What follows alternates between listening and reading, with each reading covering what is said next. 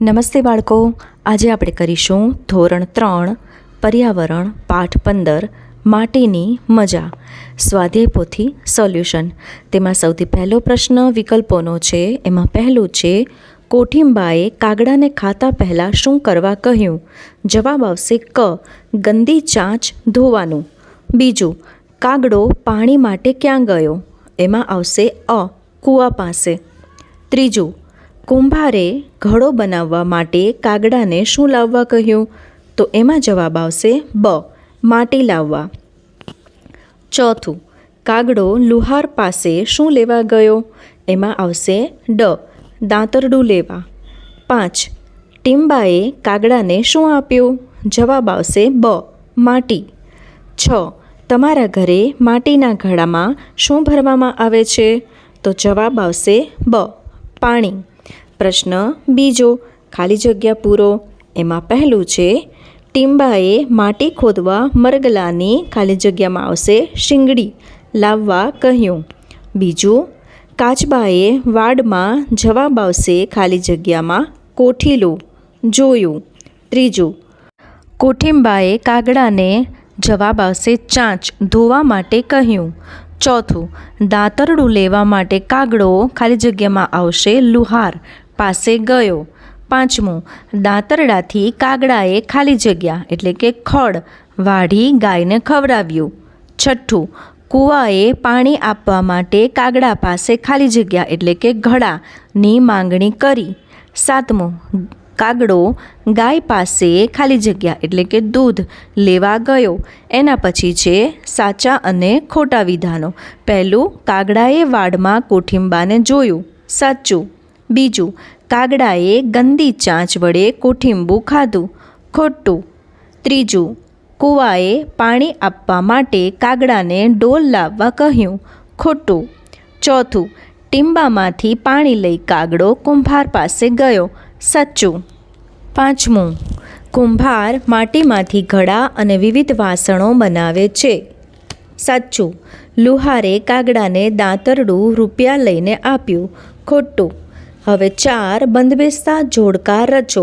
એમાં આવશે પહેલાંની સામે ચોથું પાણી, લુહારની સામે આવશે પાંચમું દાંતરડું, ત્રીજું કુંભારની સામે આવશે પહેલું ઘડો અને ચોથું ટીમ્બો, એની સામે આવશે બીજું માટી.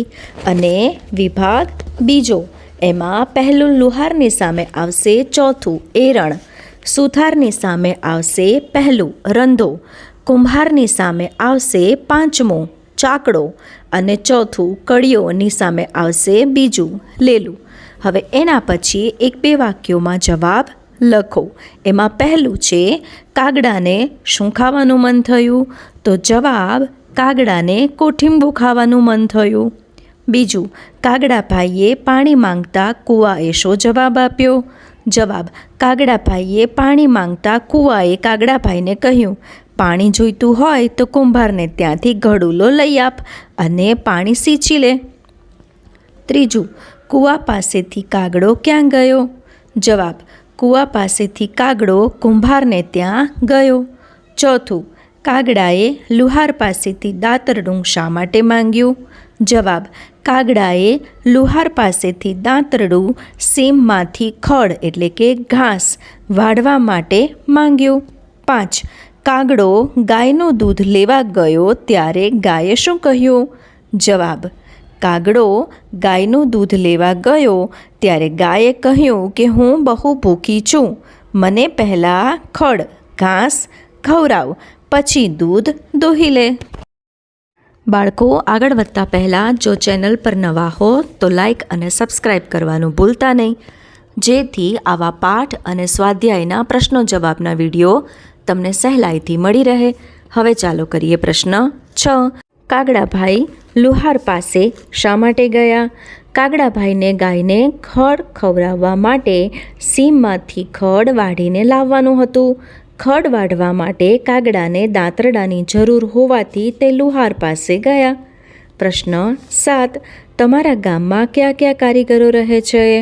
તો અમારા ગામમાં સુથાર, લુહાર, કુંભાર, દરજી, મોચી, કડીઓ, સફાઈ કામદાર, મિકેનિક વગેરે કારીગરો રહે છે. પ્રશ્ન 8. ટીંબામાંથી માટી મેળવ્યા પછી કાગડો ક્યાં ક્યાં ગયો? જવાબ: ટીંબામાંથી માટી મેળવ્યા પછી કાગડો માટી લઈને કુંભાર પાસે ગયો. કુંભારે માટી પાણી સાથે મેળવી ગુંદી અને ચાકડા ઉપર ઘડો બનાવ્યો. એ ઘડો લઈને કાગડો કૂવા પાસે ગયો. પ્રશ્ન 9. કુંભારને ઘડો બનાવવા કઈ કઈ ચીજવસ્તુઓની જરૂર પડે છે? કુંભારને ઘડો બનાવવા માટે પાણી અને ચાકડાની જરૂર પડી. પ્રશ્ન 10. શું તમારા ઘરે માટીમાંથી બનાવેલા વાસણો છે? કયા કયા છે? જવાબ: હા, મારા ઘરે માટીમાંથી બનાવેલા માટલા, તાવડી, કુંડા, દીવડા, માટીની ઠીબ એટલે પક્ષીઓને પાણી પીવાનું વાસણ વગેરે વાસણો છે. પ્રશ્ન 11. તમને જો કોઈ માટી આપે તો તમે માટીમાંથી વાસણો બનાવી શકો? જવાબ છે: મને કોઈ માટી આપે તો હું માટીમાંથી કલાડી, ઓરસિયો, વેલણ, કુલાડી, ચમચો, રકાબી, કપ વગેરે જેવા નાના બાળકો રમી શકે એવા રમકડા જેવા વાસણો બનાવી શકો. પ્રશ્ન 12. તમે ઈંટો કે ઘડાની ભઠ્ઠીમાં શેકાતા જોયા છે? ના, મેં ઈંટો કે ઘડાને ભઠ્ઠીમાં શેકાતા જોયા નથી. હવે આવે છે પ્રશ્ન 6. ટૂંકમાં ઉત્તર લખો. એમાં પહેલું છે: કાગડાને ઘડો શા માટે જોઈતો હતો? જવાબ છે: કાગડાએ કોઠીંબાને જોયું, તેને તે ખાવાનું મન થયું. કાગડો કોઠીંબાને ચાંચ વડે ખાવા ગયો. ત્યાં તો કોઠીંબાએ કહ્યું કે બાપુ, આવી ગંદી ચાંચે મને ન ખવાય. ક્યાંકથી પાણી લઈ ચાંચ ધોઈ આવો. કાગડો ચાંચ ધોવા કૂવા પાસે ગયો. એ તો પાણી માંગ્યું. કૂવાએ કહ્યું કે પાણી જોઈતું હોય તો કુંભારને ત્યાંથી ઘડો લઈ આવ અને પાણી સિંચી લે. આ કારણથી કાગડાને ઘડો જોઈતો હતો. પ્રશ્ન 2. કાગડાને ઘડો બનાવવા કોણે કોણે મદદ કરી? જવાબ: કાગડાને ઘડો બનાવવા માટે કુંભાર, ટીંબો, મરગલો, કૂતરો, ગાય, ખડ, સીમ, લુહાર, દાંતરડું વગેરેએ મદદ કરી. 3. પહેલાં ઘડા ન હતા ત્યારે પાણી ભરવા સૌ શું કરતા હતા? જવાબ: પહેલાં ઘડા ન હતા ત્યારે પાણી ભરવા આદિમાનવો ઝાડના મોટા પાંદડાના સૂકા નાળિયેરની કાચલી અને મરેલા પ્રાણીઓના ચામડામાંથી બનાવેલ મશક વગેરેનો ઉપયોગ ઘડાની જેમ કરતા હશે અને પાણી ભરતા હશે. પ્રશ્ન 4. દુનિયામાંથી બધા ઘડા ગાયબ થઈ જાય તો? જવાબ: જો દુનિયામાંથી બધા ઘડા ગાયબ થઈ જાય તો ભારે મુસીબત થાય. બધાના ઘરમાં પીવાનું અને રસોઈ માટેનું પાણી ભરવામાં તકલીફ પડે. ફળ કે કાચા ખાઈ શકાય તેવા શાકભાજી ખાવા પડે અને નળથી સીધું જ પાણી પીવું પડે. પાણી ડોલ, કેરબા કે તપેલીમાં ભરવું પડે. ગામડાઓમાં ઉનાળામાં ઠંડા પાણીની તકલીફ પડે. લોકોને ઘડાના મૂલ્યની ખબર પડે કે માટીમાંથી બનેલી વસ્તુ કેવી અમૂલ્ય છે. પ્રશ્ન 7. નીચેના કારીગરો અને તેમના સાધનોનો ટૂંકમાં પરિચય લખો. એમાં પહેલું છે કુંભાર. તે માટીમાંથી વિવિધ વસ્તુઓ જેવી કે ઈંટો, નળિયા, માટલા, ઘડા, હાંડલા, કોઠી, કુંજા, કુંડા, તાવડી, તવી વગેરે, ચાકડો, લાકડી અને ટપલું તેના મુખ્ય ઓજારો છે. બીજું મોચી. તે ચામડામાંથી જુદી જુદી વસ્તુઓ બનાવે જેવી કે બૂટ, ચંપલ, મોજડી, સેન્ડલ, પટ્ટા, પાકીટ, બેગ વગેરે બનાવે. અને એરણ, દસ્તો, હથોડી, રાંપી, સોય, દોરો, બ્રશ પોલિશ વગેરે એના સાધનો છે. ત્રીજું લુહાર.